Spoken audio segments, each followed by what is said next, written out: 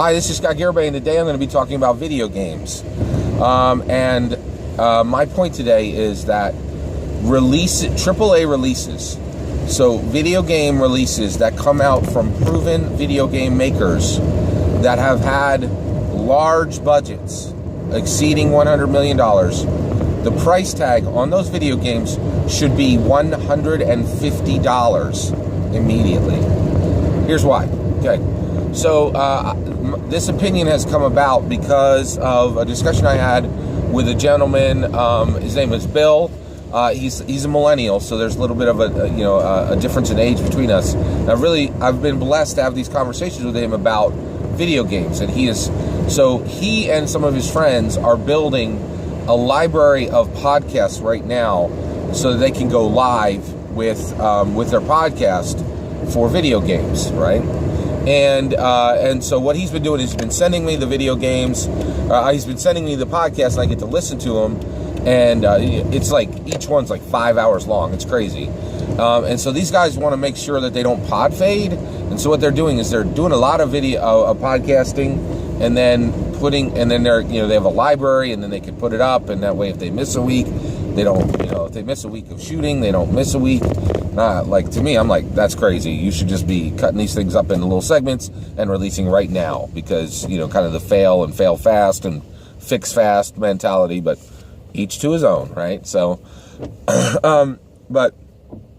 so one of the things is I've listened to 4, 5, 6 millennials sitting down together and talking about video games at the deepest level for, they've been using, their weekend days.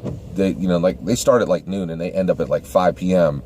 And, they just talk nonstop about video games, right? And it really has opened, and I've listened to all their content. And it has just really opened my eyes, right? And so one of the things that is, they do a lot of great commentary, but there is some complaints. And one of the complaints is video games are expensive, and why are they so expensive? And when we say things to video game publishers, why do they ignore us? And, it's really quite interesting, right? Well, one of the things is because they're talking about these video games in depth, and they're talking about the industry in depth, they have stumbled onto something that I 100% agree with, and that is video game publishers do not need to listen to current video game players on what they want, because there is a massive, steady stream of video game players being made right now. The young children today, the ones who don't play video games can be counted on one hand in America, I think. It's ridiculous. So the reality is, if you don't like a video game and you're like, oh, boo-hoo, video gamers, generally, they don't stop playing video games. They just sheep shift, right? Sheep shifting is a term we have in church.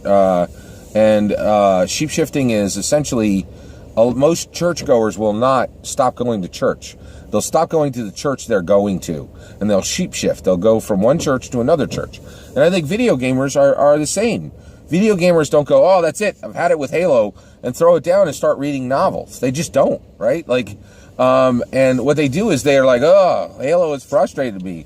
Now I'm going to play Horizon Zero Dawn. Or they go to mobile, or they go to PC, or they switch from PC to console, or, so you have mobile, console, PC gaming. And so the video game creators don't need to listen to current video game players, because they have an absolutely massive, conga line of new players coming in to replace any player who says, I'm done with this, right?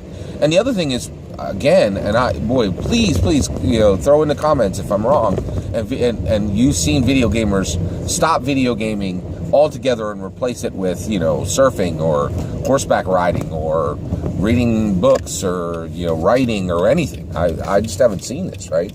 So the ones that they have, and the ones who, and they also have the ones who are coming up. And it's just shocking, how strong the base is, right? So right now, a current video game, if you bring out a AAA game, and I'm talking Ubisoft and EA games. So if you're an established game maker, and you have created something like Assassin's Creed or Prince of Persia or Horizon Zero Dawn, or Call of Duty, and you have proven, hey, or Mass Effect, right, or Halo, or any of these games, right? You know, if you have proven, hey, my studio knows what they're doing and they can create a solid game, you should stop charging $60 for your game. $60 is what people are paying for scrub games that are, you know, made by new and up and coming producers, right? But the reality is, if you're established and you've proven, right, you should absolutely immediately start charging $150 for every game. And the reason why is your players have nowhere to go. Nowhere to go. They are 100% trapped by their immense desire to play video games, right? And a while ago, the NFL did this. They did they were worried that they were putting too much football on television, and they did a study to see if they had saturated the market, and they weren't even close to saturation, right? They found that they could probably put football on all year long, and people would love it, right? And video games are absolutely the same way. And so it is my opinion that all modern release video games that are coming, that all modern AAA video game releases that are coming out from established, and it doesn't even need to be an established series, it just needs to be an established producer, they should be charging $150 per game immediately.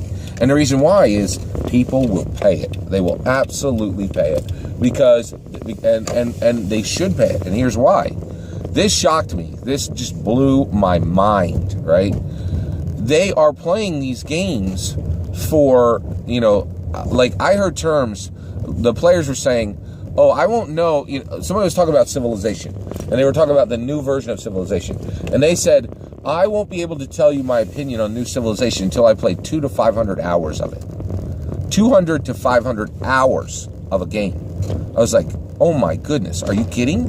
Right? And so even the console games are routinely getting 30 to 60 hours on one playthrough, right? So let's just say that they're playing for 50 hours. That's $3 an hour, right? When I go to the movie, I'm paying $5 to $7 an hour, right? And that is not nearly as engaging as it is for millennials to play these interactive games.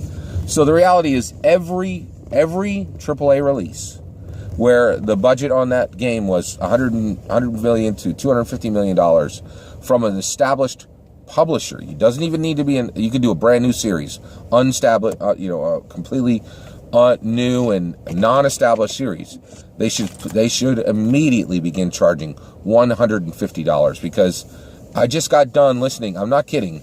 Listening to 25 hours of millennials talking about video games.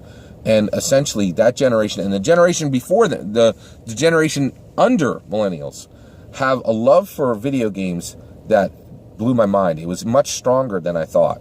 And so if the market goes to $150 video games, you will not lose enough sales, and your profits will go way up.